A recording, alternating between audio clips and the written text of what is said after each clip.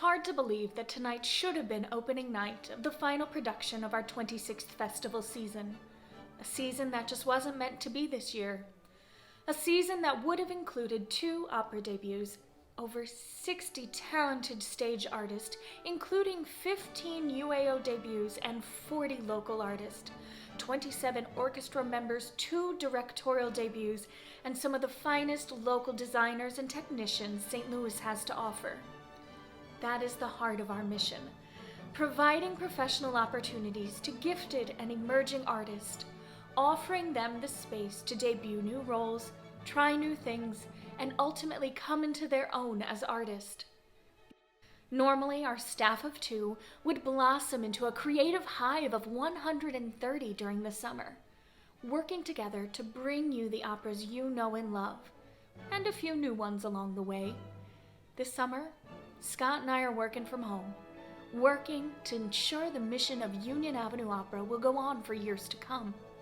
Whether you've been with us since that first performance 26 years ago, or joined us somewhere along the way, we thank you for being an important part of our mission, and we look forward to welcoming you back to the opera soon.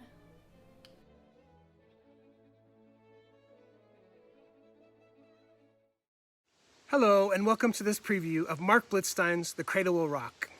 In just a moment, you will hear some fascinating information about the beginnings and the significance of this powerful opera from Union Avenue Opera's director for this production, Alison Moritz.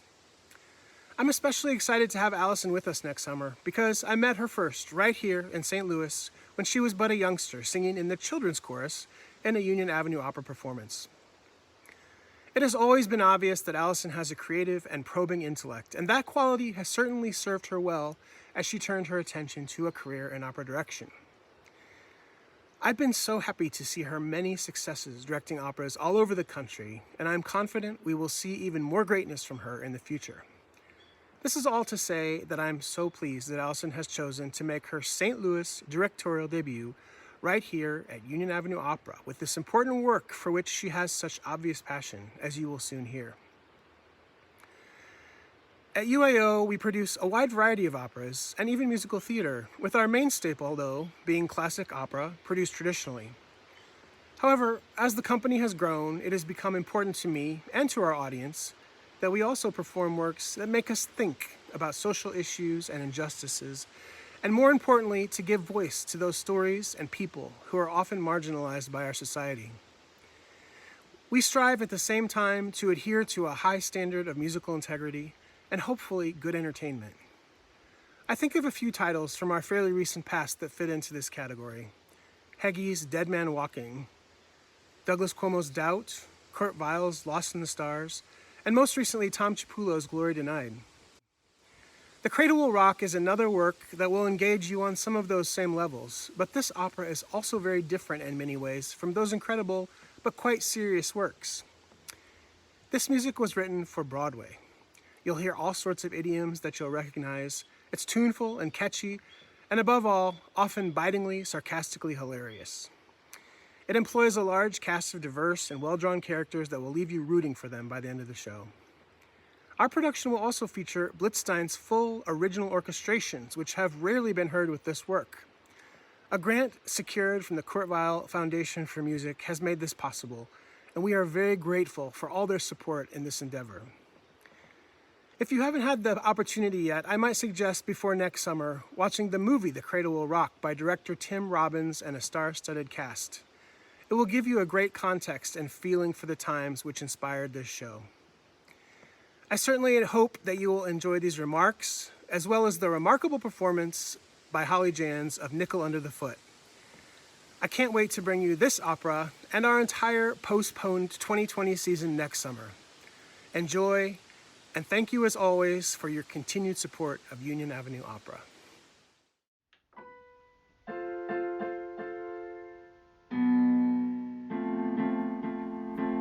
In Steeltown, USA, laborer Larry Foreman struggles to unionize fellow steelworkers against mounting attacks from a greedy industrialist who uses his power to influence nearly everyone else in town. Highly controversial at the time it was written, The Cradle Will Rock is a poignant call to arms against oppression.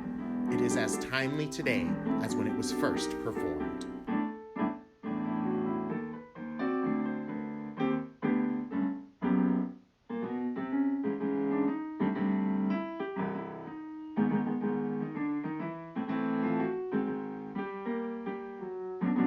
Hi, I'm Alison Moritz, and I'm here to tell you a little bit about Union Avenue's upcoming production of The Cradle Will Rock.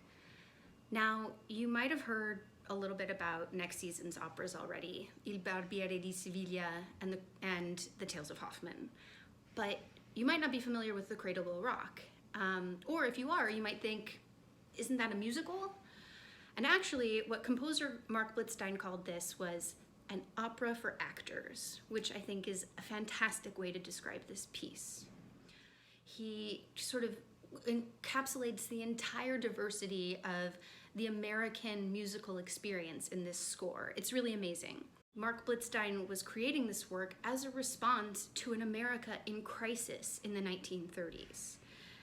The backstory behind this piece is truly amazing, almost as amazing as the story on stage.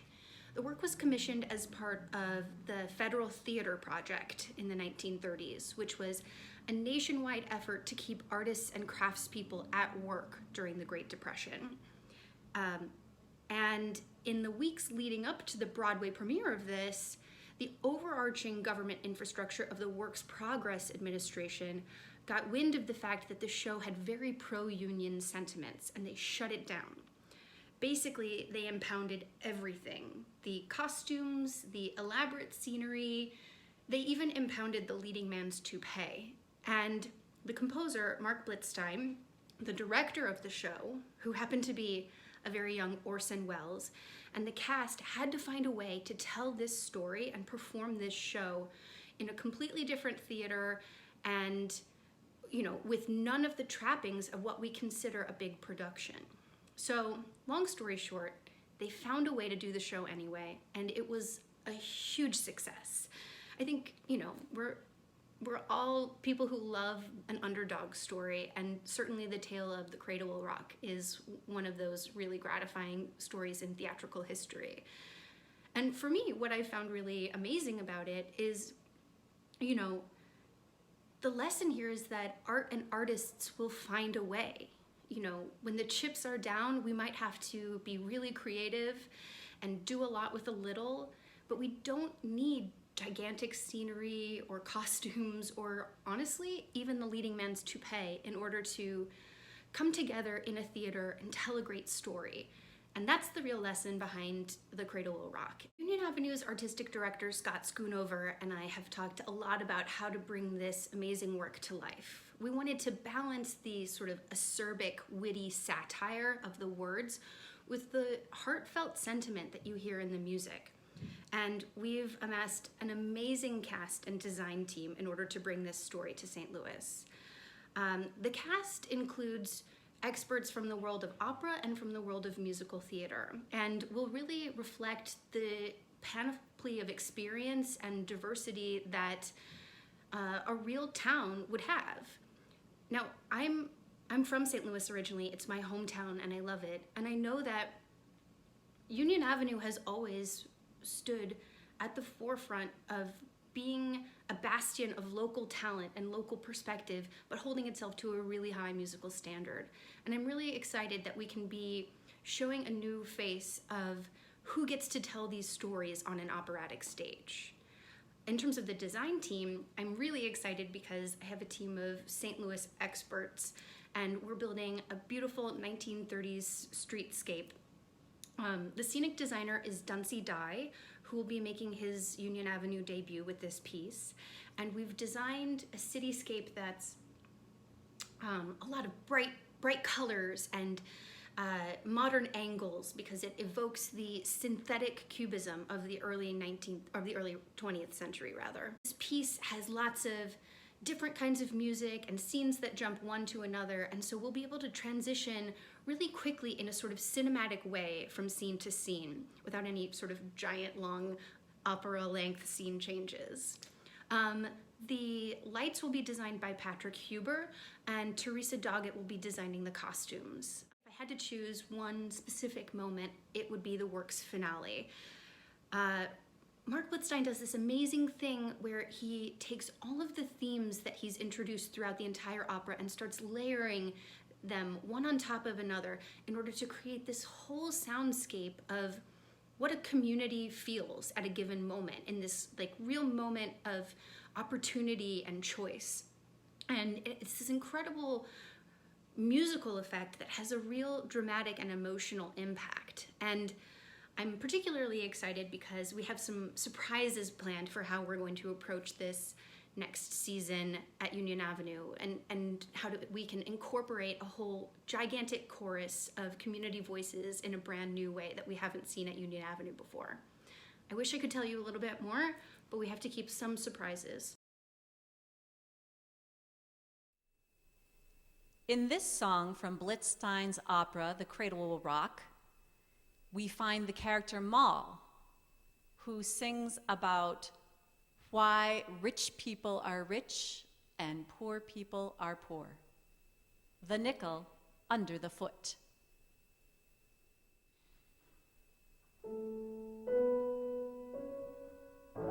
It was Tuesday last week. Yeah, Tuesday. I had breakfast at Andy's, coffee and. For lunch, I had coffee and again.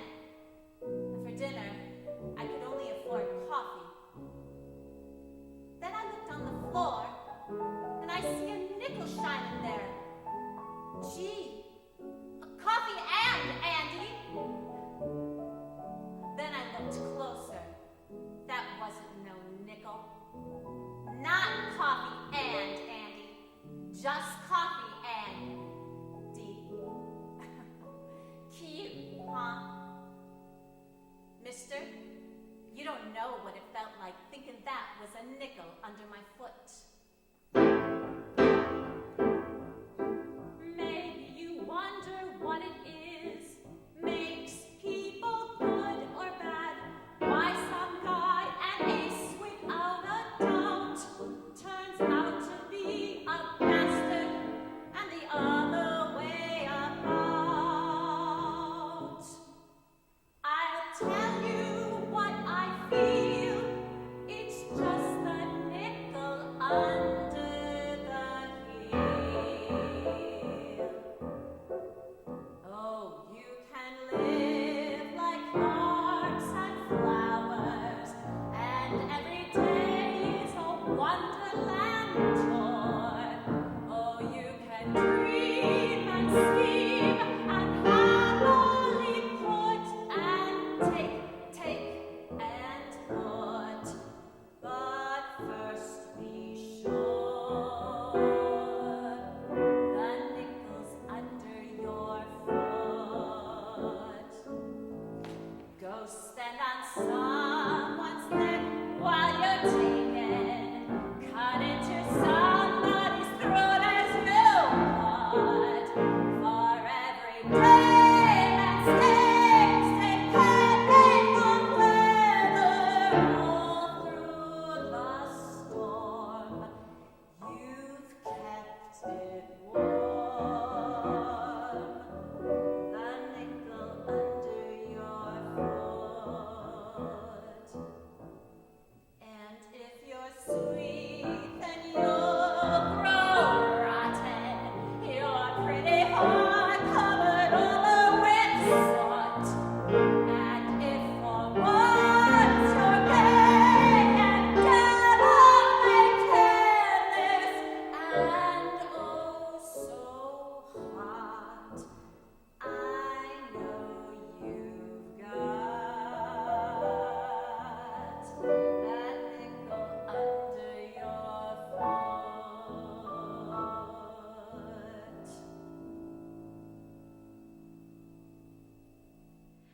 The Cradle Will Rock is an amazing piece because it has a lot to say about the unique challenges and privileges, joys and sorrows of being a member of a community and being an American citizen. And I think in a lot of ways, The Cradle Will Rock is sort of a cautionary tale about what can happen when we don't look out for one another.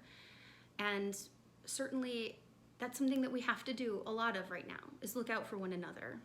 And I've been thinking a lot about what it'll mean to come back to the Opera House next summer.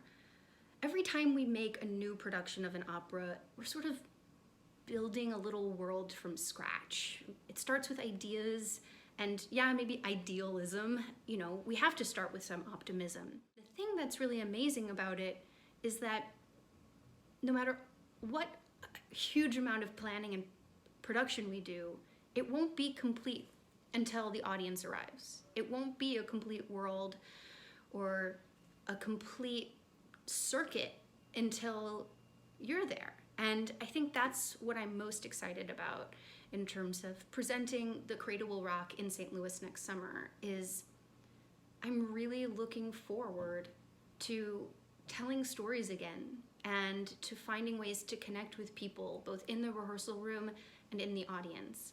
It's a story that's fundamentally about that kind of connection and about what we owe to one another.